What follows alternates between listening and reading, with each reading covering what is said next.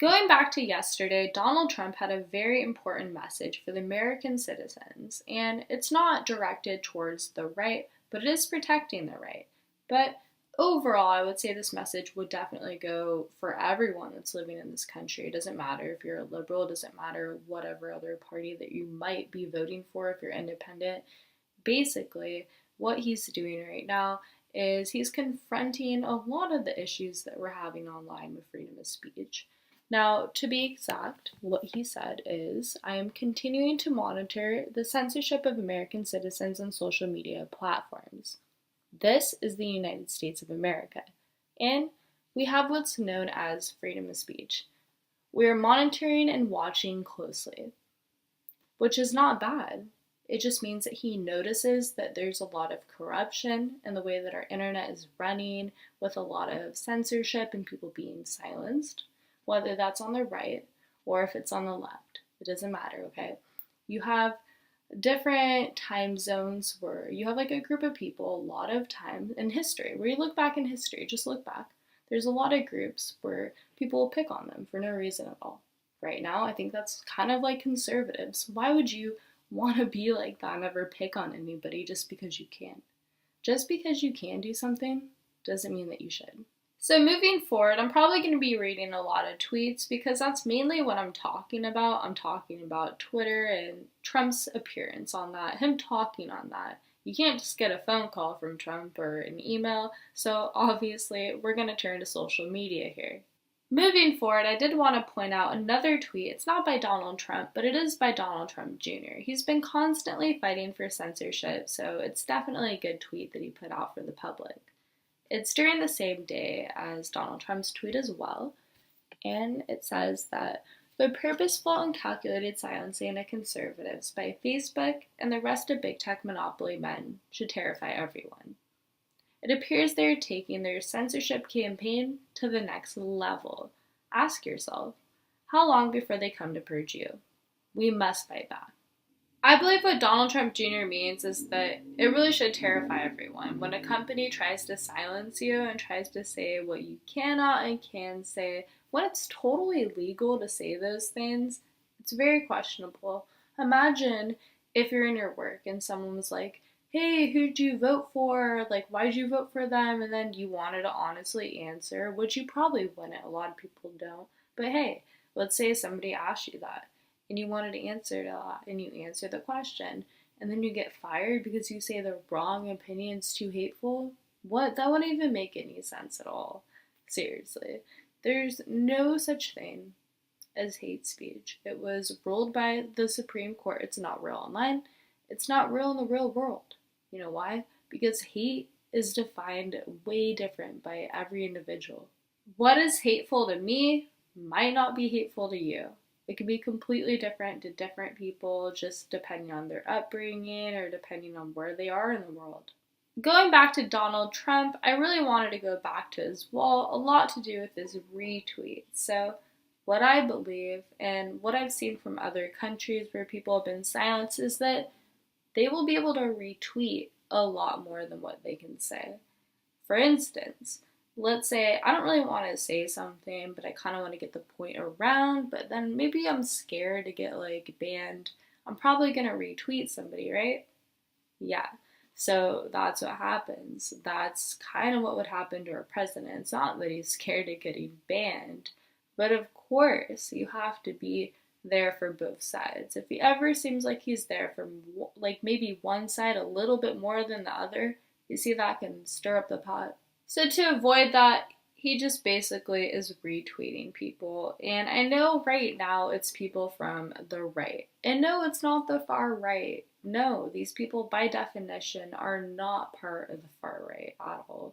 They're normal conservatives. They might be a little extreme at some times, but at the end of the day, due to what they believe in, they're just like conservative, or they're like, some are libertarian, to be honest. And what I mean by extreme is not the bad kind of extreme, as in your beliefs go totally to the right or totally to the left. That's not what I mean. I mean extreme as in they really believe what they believe. They're really going to risk it all to tell you how it is, to get that information out to you, And that's what I mean. So the first person that he ended up retweeting was Paul Joseph Watson, and it was for dangerous, my opinions, or giving a handful of giant partisan corporations the power to decide who has free speech. You decide. This was for his new video that he put out on YouTube, and it is for banned by Facebook and Instagram. You should check it out. It was a really good video where he explains everything and his opinions, his thoughts and opinions on that. It's really cool. So yeah, Donald Trump, he ended up retweeting that. So that is definitely a good sign. Tons of support right there. On his next tweet, he actually ended up sharing a video from InfoWars saying, "So great to watch this," with an exclamation point. He is so hyped. The best thing about this tweet is at the very end of it, it has the little emoji. That's really funny. But to be honest, Lauren is actually right. She's right. There are a lot of people that are establishment conservatives not saying a thing. To be honest, Candace Owens, I haven't seen her say anything. And I saw that, there was Millie Weaver. She was calling her out for everything, and she's talking about all the stuff that's going on with Candace not saying a word. Well, Candace, I guess, ended up, talking back to her, responding, but not calling out any of the issues of Laura Loomer, not calling out any of the issues of Paul Joseph Watson, or calling out Alex Jones, InfoWars, anybody. Come on, anybody that's being banned, you can't talk about any of them? Like, really, why do you have a platform if you're not going to use it? In the end, Candace Owens eventually stuck up for Paul Joseph Watson, but I mean, that was pretty much it. She couldn't try to stand up for anybody else. Obviously, at that point, if you knew that Paul Joseph Watson was going to be banned, you kind of would have known about everybody else. But hey, it's okay. I don't hold grudges. I don't care. I still support Candace Owens. It's not like she has to talk about everything. But obviously, you've been on, a line all day. I don't know why you're not talking about other stuff that would really help everybody out in the movement right now. The only reason why I care is because if you're going to be talking about Paul Joseph Watson, you might as well talk about everybody else. You might as well just fit all those other names in. I know I haven't really talked about, Louis Farrakhan, but hey, the reason why I haven't talked about Louis Farrakhan is because I don't really know too much about the guy. I'm really trying to stick up for the right wing right now. And, actually, while I'm talking about it, though, he shouldn't be banned as well. He really shouldn't. Even though I disagree with a lot that he says, I think that a lot of it is hateful. He's not implying any sort of violence, and he's not inciting violence. Therefore, it's legal. That's why I'm not a fan of any internet regulation. I'm like, hey, if we can say it in the real world, if somebody can say that randomly on the street, just yell out something to me and I can't really do anything, then whatever. I guess it could be the same thing online, huh? To be completely honest, I think that our number one focus right now should be on Antifa instead. We should focus on Antifa. We should focus on them being the hate group, because they're the ones that have actually hurt individuals so bad that it's not even a permanent injury. It's until they literally die, collapse on the floor, cold blood, dead. Is that what you want? Is that what you want for the future to happen to anybody? I don't think so. But that is what's happened before with Antifa. They've literally done that over in Berkeley with the bike law case. Yes. Why? Why are we not going after these people if they've committed such crimes to such a high level of degree such as murder? Why are we not going after them? Instead of the made-up boogeymen that you're trying to make up in our country, you're literally trying to make up monsters that are non-existent.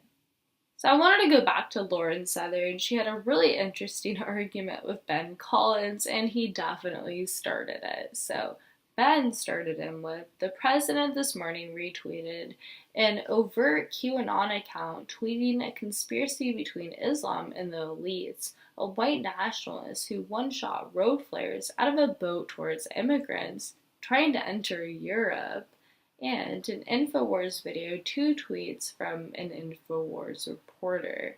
So, I mean, After that, of course, Lauren replied, and she said, "Hi, Ben. I'm not a white nationalist, and I've never shot road flares out of a boat at immigrants. You think working for NBC, you take at least a minute to fact check a claim that ridiculous. This is why no one trusts the MSN. Will you have a shred of dignity and delete this?" Instead of deleting anything, they totally made an opinion piece, which totally highlighted the entire situation. So, therefore, they made an article on Lauren Southern, and Lauren Southern replied back with, "Cool, a very biased Washington Post opinion piece that says nothing about me firing flares at immigrants. No dignity."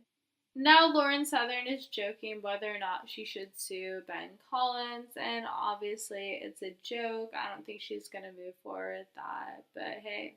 99% I'm sure though that Lauren is basically saying, hey, I can sue if I wanted to, so can other people if they're in the situation as well.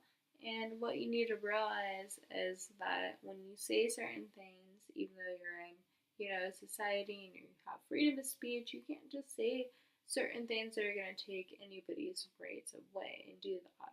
That's why we're on this big battle with Facebook.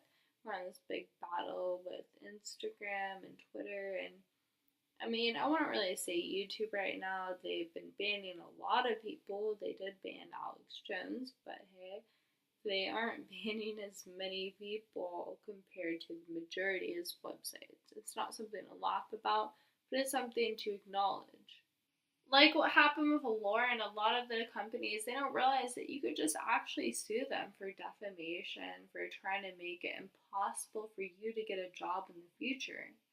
A lot of the media companies that are doing that, kind of like what happened to the Covington kid, it's very similar, even with adults. That's what they're doing to people. They're trying to defame them online and in the real world. On that note, I'm going to have another video coming very shortly, but you can check out my videos. There's a lot going on there, so I'll check you next time.